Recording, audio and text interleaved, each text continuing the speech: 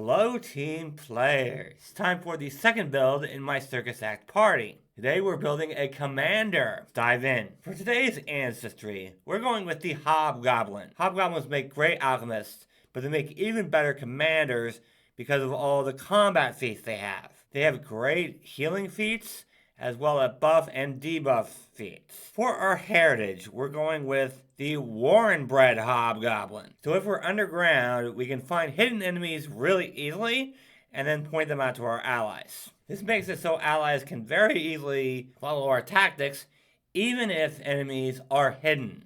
For our Ancestry feat, we're going with Remorseless Lash. This build can very easily frighten enemies, so this keeps them frightened as long as we hit them. For our attributes, intelligence is going to be our most important. A lot of our abilities are going to go off our class DC, so we want that as high as possible. Next, we are going to be a melee commander here, which means strength is important. We're also going to need charisma, so we can frighten enemies to take advantage of that Remorseless Lash. For skills, we won't be using a shield in this build, which means athletics is going to be important. Trips, shoves, grapples, those are all very good, so we need to be able to do those. Next, we're going to want to be able to craft items, especially if we have free Archeype.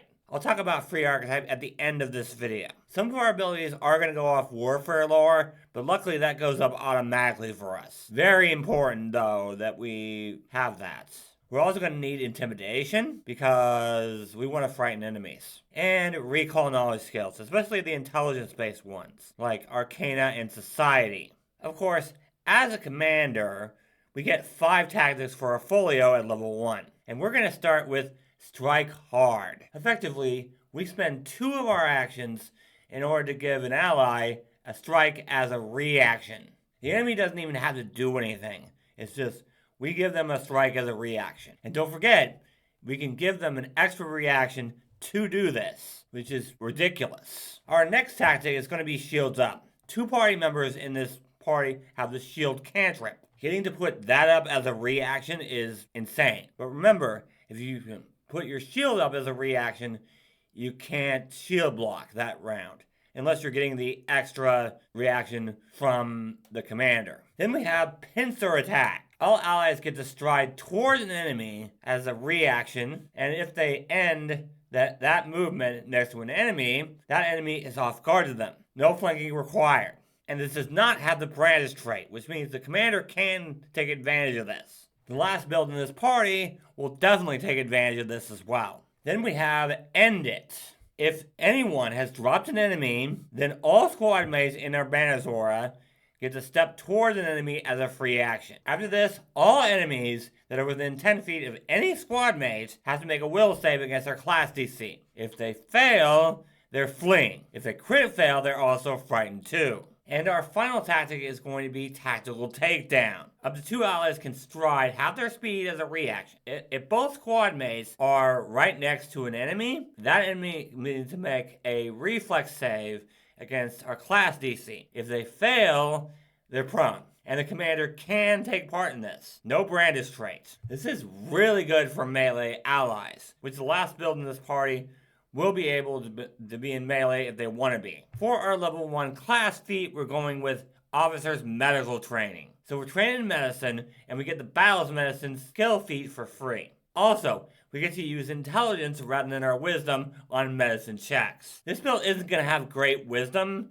because we do get that flaw in wisdom from being a hobgoblin. However, since we can use our intelligence, that's really, really good. Because after all, Commander is intelligence-based. At level 2, we're going to take Setup Strike. So we make a strike, and if we hit, then the foe is off guard against the next attack that an ally makes. This does work with spells. This is a really good feat for a tactic we're going to take later. At level 3, we're going to take Canny Acumen.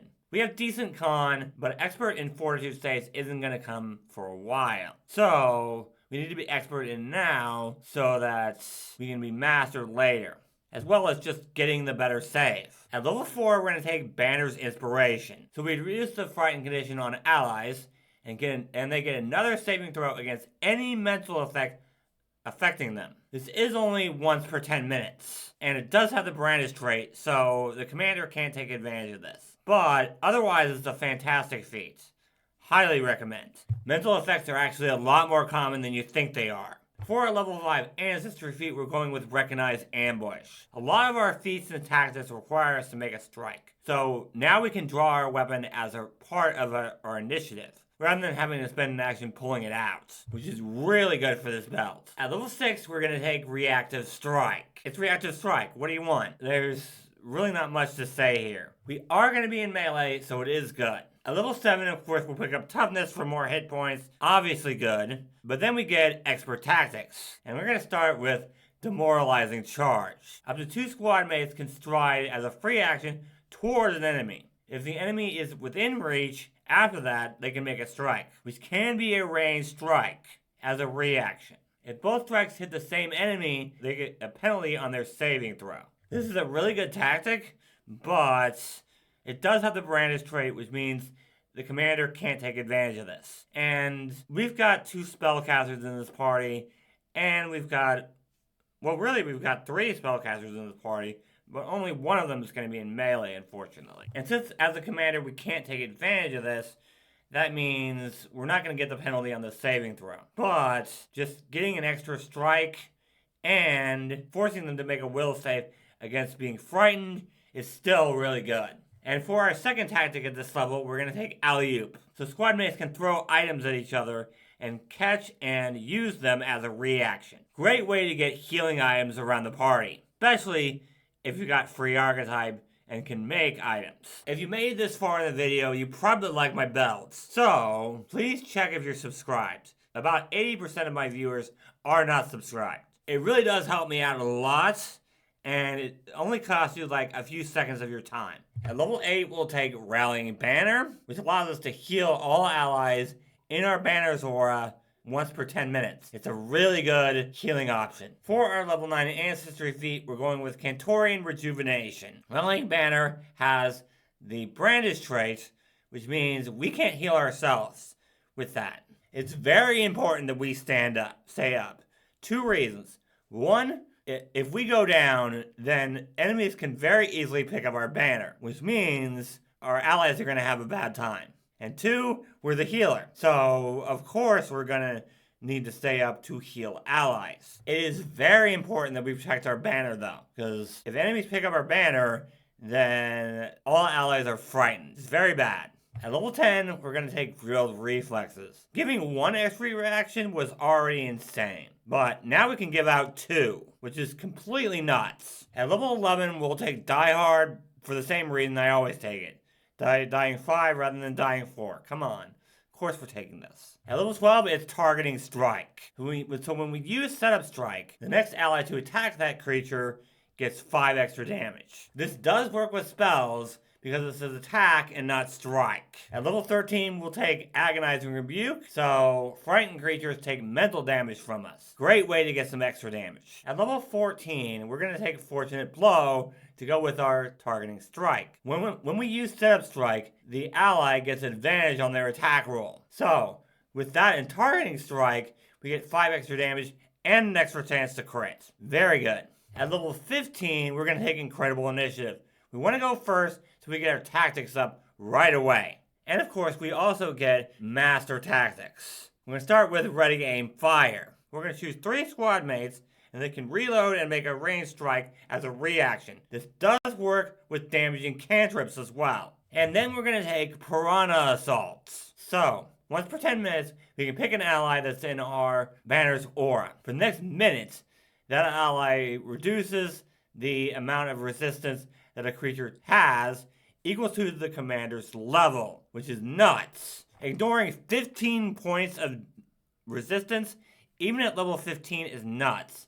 I mean, something like an adamantine golem only has 20 resistance to physical, and we just reduced it down to 5, which is completely nuts. For free archetype, Martial, Witch, Wizard, Alchemist, and any archetype that helps you make items is extremely helpful for this belt, especially with that alley-oop tactic. Of course, if another party member is playing 20-sided adventures version of the teleportation wizard I covered last time, then you won't need an archetype that makes you good at creating items. But Martial, Witch, and Wizard are very good for this build as well. If you enjoyed this video, leave a like and a comment. You can tear my build apart either here or on my Discord server. If you want a path builder for this build or any other builds, you want to check out my Patreon page. If you're interested in Starfinder content, I have a second channel for that. And links to all three of those are in the description below. And if you want a build that's good with this one, you can check out my collaboration video with 20 Sided Ventures, which is on screen. Also, I will be on 20 Sided Ventures channel talking about the Commander later this week, so be sure to go check his channel out. Link will also be in the description. Thank you guys so much for watching, and remember, teamwork is vital. It helps us solve problems.